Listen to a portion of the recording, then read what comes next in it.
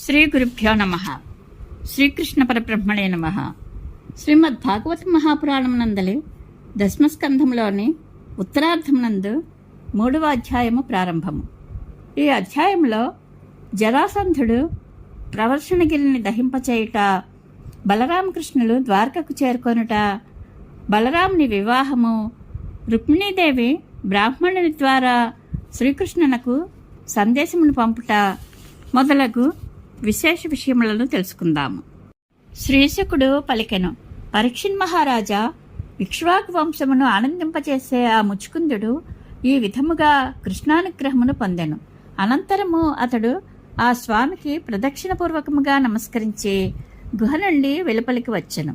పిమ్మట మనుష్యులు, పశువులు, పొదలు, వృక్షములు అల్ప పరిమాణంలో ఉండేటను గమనించి ముచుకుందుడు కలియుగము సంభవింపబోచున్నట్లుగా తలంచి తపశ్చర్యా నిమిత్తమై ఉత్తర దిశకు వెళ్ళిపోయాను.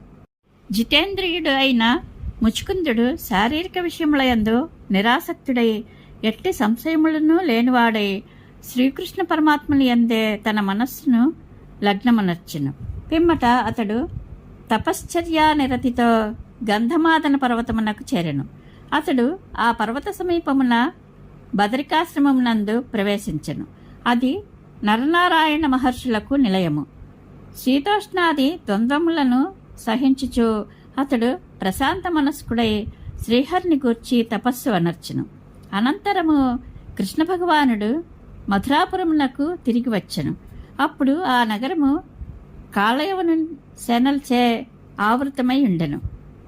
మహాత్ముడైన శ్రీకృష్ణుడు ఆ మ్లేచ్ఛ సైన్యములను అన్నింటినీ హతమార్చి వాటికి సంబంధించిన ధనమును ద్వారకాపురమునకు చేర్చెను.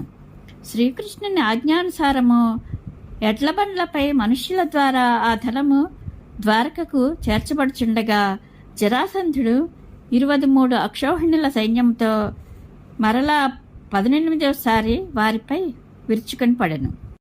రాజా, అంతటా బలరామకృష్ణులు జరాసంధుని సైన్యముల యొక్క వేగమును, ఉద్రేకములను గమనించి సామాన్య మానవుల వలె భయపడుచున్న వారి వలె త్వరగా పారిపోయేది. వారు ధీరులే అయినప్పటికీ భీరువుల వలె భయమును నటించుచు తమ వెంటనున్న యవనుల ధనములను వదిలివేసి సుకుమారములైన తమ పాదములతో యోజనముల దూరము పరుగులు తీసిరి. మిగుల బలశాలి అయిన జరాసంధుడు పారిపోవచ్చున్న బలరామకృష్ణులను చూచి నవ్వుకొనుచు తన రథాది బలములతో వారిని వెంటాడసాగెను.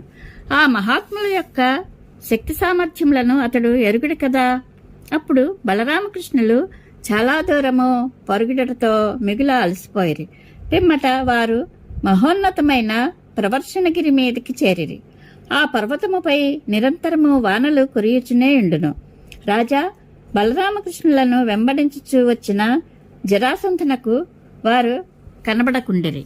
వారి కాళ్ల ముద్రలను బట్టి ఎంతగా వెతికించినను ఫలితము శూన్యమయ్యెను. అప్పుడు జరాసంధుడు పర్వతముల లక్షణములను బాగుగా ఎరిగిన తన అనుయాయులచే ఆ పర్వతమునకు నిప్పు పెట్టించెను. అంతటను జ్వాలలు చెలరేగెను. అగ్నిజ్వాలలకు పర్వత ప్రదేశం అంతయును దహింపబడుచుండగా అదను చూచుకొని బలరామకృష్ణులు ఎగిరి 11 యోజనముల ఎత్తు నుండి భూమి మీదకి ఒక్కసారిగా దూకిరి.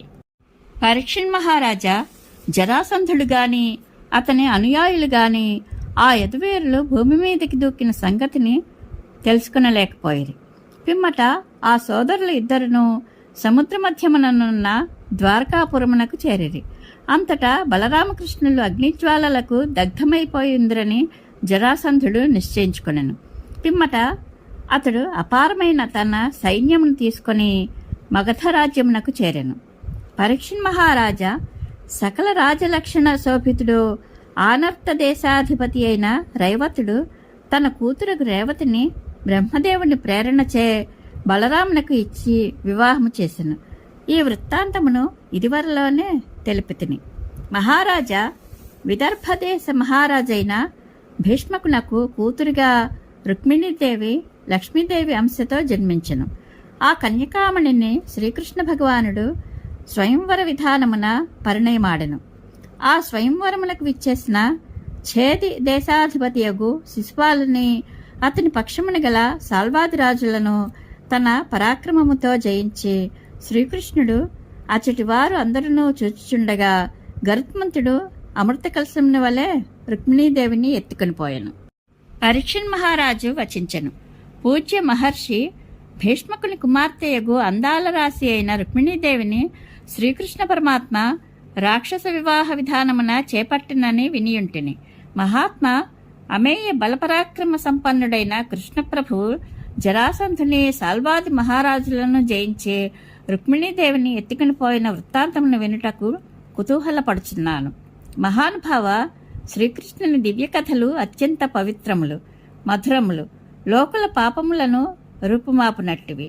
నిత్యనూతనములే వీణుల విందు గావించినట్టి ఆ స్వామి గాథలను ఎంతగా విన్ననో సహృదయుడైన భక్తి ప్రపత్తులు గల శ్రోత తృప్తి చెందజాలడు కదా. శ్రీశకుడు చెప్పెను.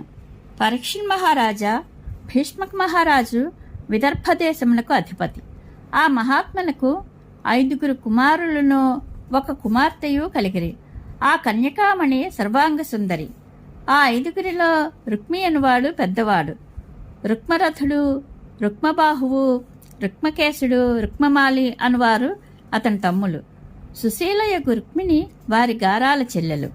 యదువీరుడైన శ్రీకృష్ణుని యొక్క అందచందములను, బలపరాక్రమములను, గాంభీర్య ఔదార్యాది సద్గుణములను, భోగభాగ్యములను గూర్చి తమ ఇంటికి వచ్చిన వారు ప్రశంసించుండగా విని ఆ కన్యకామణి ఎంతయో ముగ్ధురాలగుచుండెడిది. అందువలన ఆ స్వామియే తనకు తగిన వరుడని ఆమె నిశ్చయించుకొనెను. శ్రీకృష్ణుడును తన వద్దకు విచ్చేసిన మహాత్ముల వలన రుక్మిణీదేవి యొక్క బుద్ధి కౌశలములను, శుభలక్షణములను, ఔదార్యమును, రూప సౌభాగ్యమును, సచ్చీలమును, ఉత్తమ గుణములను గూర్చి వినియుండెను. ఆ కారణముగా ఆ సుందరియే తనకు తగిన వధువు అని అతడు నిర్ణయించుకొనెను. ఈ విధముగా ఆ ఇరువురును పరస్పర ప్రేమానురాగబద్ధులైరి. రాజా, ఇది ఇట్లుండగా రుక్మి తప్ప ఇతర బంధువులు, తల్లిదండ్రులు, రుక్మరథుడు మొదలగు సోదరులు అందరూ రుక్మిణీదేవిని శ్రీకృష్ణునికి ఇచ్చి పెండ్లి చేయుటయే యుక్తమని భావించుచుండిరి. కానీ కృష్ణుని ఎడ ద్వేషభావముతో ఉన్న రుక్మి మాత్రము వారి మాటలను త్రోసిపుచ్చుచు తన చెల్లెలని ఛేది దేశాధిపతియగు శిశుపాలనకు ఇచ్చి వివాహమనర్చుటకు దృఢముగా నిశ్చయించుకొనెను. అప్పుడు చక్కని కనుతీరు శోభలు గల ఆ కోమలాంగి దుష్టుడైన తన అన్నయ్యకు రుక్మి తలపులను గ్రహించి లోలోన మిగిల ఖినురాలయ్యను. సమయస్ఫూర్తి గల ఆ దేవి తన హితముని కోర్చుండెడి ఒక బ్రాహ్మణోత్తముని పిలిపించెను. తన మనోభావములను శ్రీకృష్ణునకు తెలుపుటకై వెంటనే ఆయనను ఆ ప్రభువు వద్దకు దూతగా పంపెను. అంతటా ఆ విప్రోత్తముడు ద్వారకకు చేరెను. ద్వారపాలకులు సాదరముగా అంతఃపురంలోనికి తీసుకుని వెళ్ళగా ఆ మహాత్ముడు శ్రీకృష్ణుని దర్శించెను. అప్పుడు ఆ ఆదిపురుషుడు బంగారు సింహాసనమున ఆసీనుడై ఉండెను. బ్రహ్మణ్యదేవుడైన శ్రీకృష్ణుడు ఆ బ్రాహ్మణుని చూచినంతనే తన ఉన్నతాసనము నుండి దిగిను. పిమ్మట ఆయనను సముచితాసనమునందు కూర్చుండబెట్టి దేవతలు తనను కొలిచినట్లుగా ఆ స్వామి ఆ విప్రోత్తముని పూజించెను. అంతటా సత్పురుషులకు పరమాశ్రయుడైన శ్రీకృష్ణుడు ఆ భూసురునకు సాదరముగా భోజనాది సత్కార్యములను నెరపెను. ప్రయాణపు బడలికలు తొలగిన పిమ్మట ఆ విప్రవరుని వద్దకు చేరి ఆ స్వామి తన కోమల హస్తములతో పాదసేవ చేయుచు ప్రశాంత మనస్కుడై ఇట్లు ప్రశ్నించెను. బ్రాహ్మణోత్తమ, పెద్దల నుండి పరంపరాగతమైన నీ విప్రధర్మము ఎట్టి ఆటంకములను లేకుండా హాయిగా కొనసాగుచున్నది కదా. నీవు సర్వదా సంతుష్ట చిత్తుడవై మసలుకొంచున్నావు కదా. అప్రయత్నముగా లభించిన దాంతో సంతృప్తి చెందొచ్చు. బ్రాహ్మణుడు స్వధర్మము నుండి చ్యుతుడు కాక విప్రధర్మములను పాటించినచో అతని కోరికలన్నీను సంపూర్ణంగా నెరవేరును. అనగా సంతుష్టితో కూడిన ధర్మపాలనమే అతనిని రక్షించును. సంతోషపడు స్వభావం లేనివాడు స్వర్గలోకాధిపత్యము లభించినను ఐహికాముష్మిక సుఖములకు నోచుకొనడు. నిర్ధనుడైనను కలిగిన దానితో తృప్తి చెందినచో అతడు ఎట్టి సంతాపము లేకుండా హాయిగా నిద్రించును. స్వలాభ సంతుష్టులు, సాధుస్వభావులు, సకల ప్రాణుల యొక్క హితమును కోర్చుండువారు, అహంకారం లేనివారు, శాంతచిత్తులు అయినట్టి విప్రోత్తములకు నేను సర్వదా శిరసా ప్రణమిల్లదును. భూశ్రోత్తమ, మీరు అందరూ కుశలమేనా? తన దేశమునందలి ప్రజలెల్లరూ సుఖశాంతులతో వర్ధిల్లుచుండునట్లు ప్రేమానురాగములతో పరిపాలించుచుండునట్టి రాజనిన నాకు చాలా ఇష్టము. మహాత్మా, నీవు ఏ దేశము నుండి వచ్చితివి? అసాధ్యమైన ఈ జలదుర్గమును దాటి ఇచ్చటికి వచ్చుటకు గల కారణం ఏమి? రహస్యము కానిచో విషయములనన్నింటినీ పూర్తిగా తెలుపుము. ఇంతకును నేను నీకు చేయవలసిన సహాయమేమి? రాజా, లీలామానుష విగ్రహుడు సర్వజ్ఞుడు నగు శ్రీకృష్ణ ప్రభువు ఇట్లు ప్రశ్నింపగా, ఆ విప్రోత్తముడు తాను వచ్చిన కార్యమును గూర్చి ఆ స్వామికి విపులముగా తెలుపుచు రుక్మిణీ సందేశమును ఇట్లు వివరించెను. ప్రభు, నా పేరు అగ్నిద్యోతనుడు. విదర్భ రాకుమారి అయిన రుక్మిణీదేవి పంపగా వచ్చిన దూతను. ఆ కన్యకామణి విన్నవించుకొనిన సందేశము ఇది. భువనసుందర, నా మనవిని ఆలకింపుము. నీ ఉదాత్త గుణములు చెవులు సోకినంతనే శ్రోతల యొక్క ఆధ్యాత్మిక తాపములన్నీను తీరిపోవును. నీ రూపవైభవమును కనులారా కాంచినంతనే ప్రేక్షకుల పురుషార్థములన్నీను సఫలములగును. అట్టి నీ దివ్యగుణములను రూప సౌభాగ్యమును గూర్చి వినినప్పటి నుండి నా చిత్తము ఎట్టి సంకోచమును పొందక నీయందే లగ్నమై ఉన్నది. నేను బిడియమును వీడి చెప్పుచున్న మాట ఇది. పురుషోత్తమ, నీ యొక్క వంశ ఔన్నత్యము, సచ్చీలము, రూపలావణ్యములు, విద్యావైభవము, తారుణ్య లాలిత్యములు, సౌజన్య సంపదలు, బలపరాక్రమములు, శౌర్యప్రతాపములు, దయాదాక్షిణ్యములు నిరుపమానములు. అందువలన నీవు సకల జన మనోభిరాముడవు. ముకుంద, సద్గుణవతియు, స్థిరచిత్తయు, ఉత్తమ వంశ సంజాతయునై యుక్త వయస్సులో ఉన్న ఏకన్యకామణి నీ వంటి మహిమాత్మని పతిగా కోరుకొనదు. ఇక నిన్ను నేను వరించుట దోషము ఎట్లగును?